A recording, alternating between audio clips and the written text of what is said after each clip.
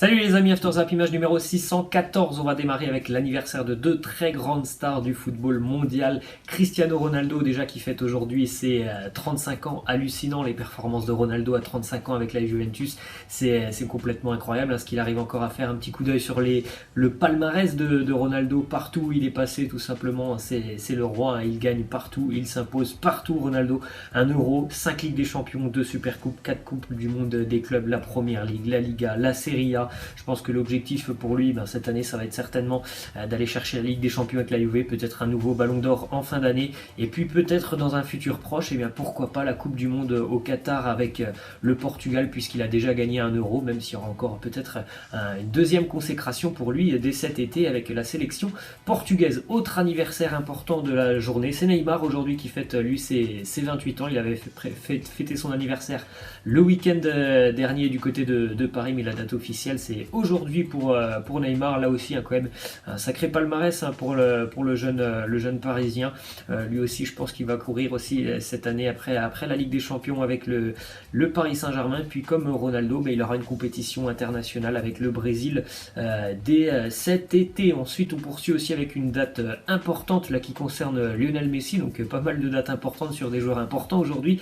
Il y a 16 ans jour pour jour, Lionel Messi signait son premier contrat professionnel avec le Barça. Depuis, il a marqué à tout jamais l'histoire de ce sport. D'ailleurs, on reparlera un petit peu plus tard dans l'épisode du Barça et de Lionel Messi. Il s'est passé pas mal de choses sur la journée d'hier. On enchaîne avec le résultat du Paris Saint-Germain qui se déplaçait hier du côté de la Beaujoire à Nantes pour affronter donc le FC Nantes. Victoire du Paris Saint-Germain 2-1 grâce à Icardi et Thilo Kehrer. C'est Moses Simon qui va marquer pour le FC Nantes dans un match plutôt compliqué quand même pour le Paris Saint-Germain. Il y a eu un grand Keylor Navas. On a eu 2-3 erreurs à approximation peut-être défensive. Le but de Moses Simon, c'est une grossière erreur quand même pour Presnel Kimpembe, mais c'est quand même une nouvelle victoire à l'extérieur pour le PSG qui enchaîne 10e victoire consécutive à l'extérieur pour le Paris Saint-Germain, avec aussi petite statistique sur ce match. Le PSG a marqué donc sur ce match le 100e but de cette saison, en tout cas le 100e but des Parisiens cette saison, toute compétition confondue bien évidemment. Seul Manchester City fait mieux en Europe avec 102 buts, donc autant dire que le Paris Saint-Germain est quand même très très bien armé offensivement. Petite info aussi sur Mauro Icardi qui a donc scoré hier. Ça faisait quelques semaines qu'on n'avait pas vu son nom être inscrit dans le tableau des buteurs. Mauro Icardi, ça faisait 6 matchs tout simplement qu'il n'avait pas marqué avec le Paris Saint-Germain, donc la confiance est de retour bien évidemment pour Mauro Icardi. Ensuite, une info qui concerne Neymar, on en a parlé hier, Neymar n'a pas joué du côté de Nantes. Il était gêné après une petite blessure survenue contre Montpellier le week-end dernier, donc normalement il n'y aura pas de problème pour le match face au Borussia Dortmund. On ne sait toujours pas, on est toujours dans l'incertitude pour le match de ce dimanche, le duel face à l'Olympique Lyonnais. Est-ce qu'il pourra vraiment être présent? On ne sait pas bien évidemment. Du côté du Paris Saint-Germain, je pense qu'on ne prendra pas de risque. Si Neymar n'est pas à 100%, on ne le fera pas débuter ce match face à l'Olympique Lyonnais, étant donné que le Borussia Dortmund et ce choc de 8e de finale de Ligue des Champions approchent très grandement. Ensuite, petite info financière du côté du Paris Saint-Germain, le PSG a atteint un chiffre d'affaires de 650 millions d'euros. C'est tout simplement un record pour le club de la capitale qui rentre donc dans le top 5 européen. Je pense qu'on aurait regardé ce genre de chiffre il y a une dizaine d'années. Le Paris Saint-Germain aurait été très très très loin des 650 millions d'euros. C'est incroyable bien évidemment l'évolution de ce club depuis maintenant plus d'une dizaine d'années. On continue avec un autre résultat hier en Ligue 1. Monaco qui s'impose 1-0 face au SCO Angers grâce à Stevan Jovetic. Les Monégasques ont été quand même en grande difficulté sur ce match. Vous avez les statistiques. Monaco a tiré seulement 6 fois dans ce match. Angers 15 fois. Monaco n'a même pas eu la possession sur ce match.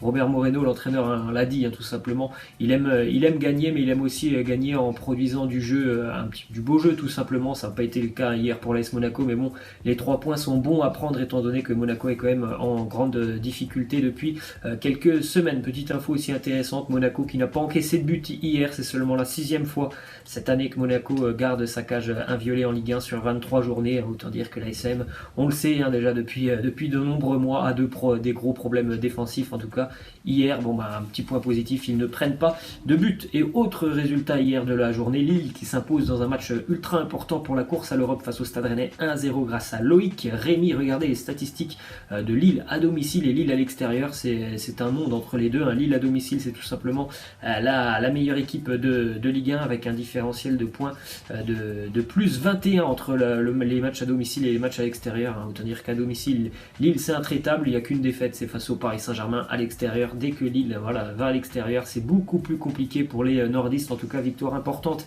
hier grâce à Loïc Rémy dans un match où on a eu finalement que très peu d'occasions. Ensuite, déclaration de Dimitri Payet du côté de l'Olympique de Marseille. Il nous dit: la Ligue des Champions, si c'est pour se qualifier et ne pas avoir un effectif suffisamment armé pour pouvoir la disputer dans de bonnes conditions, je me poserai les bonnes questions pour savoir s'il faut rester ou aller voir ailleurs. Donc il met déjà un petit peu la pression sur les dirigeants marseillais, alors qu'en début de semaine on en avait parlé. L'Olympique de Marseille va devoir vendre des joueurs normalement sur la fin de saison et sur le mercato estival pour pouvoir rentrer un petit peu dans les clous du fair play financier. Est-ce que Marseille aura un effectif conséquent pour aller jouer la Ligue des Champions? Ça, on ne peut pas le dire, et on ne peut pas dire aussi pour le moment si Marseille sera bien évidemment en Ligue des Champions. La saison de Ligue 1 est encore très longue. Ensuite, on part justement avec quelques infos du côté du FC Barcelone. On en parlait hier. Ousmane Dembélé malheureusement s'est blessé, et en plus de ça, c'est beaucoup plus grave que prévu pour Dembélé. La durée d'indisponibilité pour le moment, elle n'est pas connue, mais normalement il se pourrait même que la saison de Dembélé soit terminée ou quasiment terminée. Donc très mauvaise nouvelle bien évidemment pour lui qui était à peine revenu à l'entraînement il y a une semaine. Regardez en plus de ça les statistiques de Dembélé, qui n'a disputé en 3 saisons avec le FC Barcelone seulement 51 rencontres, c'est-à-dire à peu près 45% des matchs joués pour Dembélé avec le Barça. Donc vous faites le calcul, à 45% des matchs joués, c'est même pas 1 sur 2. Autant dire que c'est un joueur qui malheureusement pour lui et pour la suite de sa carrière est trop régulièrement blessé, et c'est bien évidemment compliqué forcément pour lui. Ensuite, on a une petite info qui concerne Lionel Messi et Eric Abidal qui ont discuté, ou en tout cas qui ont commencé à discuter d'une prolongation de contrat pour Lionel Messi. Abidal nous dit: Léo peut dire qu'il continue, mais il y a des conditions à négocier dans le contrat. On parle de 2 ou 3 ans de plus dans le contrat. Les négociations avec le président ont démarré et le but est de signer un contrat plus long qu'une simple prolongation annuelle. Ce qu'on aimerait du côté du Barça, c'est bien évidemment que ça soit un contrat plus long, comme il le dit, 2-3 ans, peut-être 4, alors que du côté de Messi, on envisage plutôt une prolongation d'1 an, puis après encore 1 an, puis après encore 1 an. Ensuite, on part justement avec une autre info qui concerne Messi et Abidal. Celle-là, par contre, elle montre un petit peu que ça se passe pas très bien du côté du vestiaire, et en tout cas entre vestiaire et certains dirigeants barcelonais, puisque Lionel Messi a complètement allumé notamment Eric Abidal en lui disant: on est les premiers à reconnaître quand on n'est pas bon. Les responsables du sportif doivent eux aussi assumer leurs responsabilités lorsqu'ils ont pris des décisions. Enfin, quand on parle des joueurs, on doit donner des noms, puisque il y a à peine 2 jours, Eric Abidal a fait une petite déclaration dans un quotidien espagnol en disant que certains joueurs ne se donnaient pas forcément à fond, surtout quand il y avait Valverde.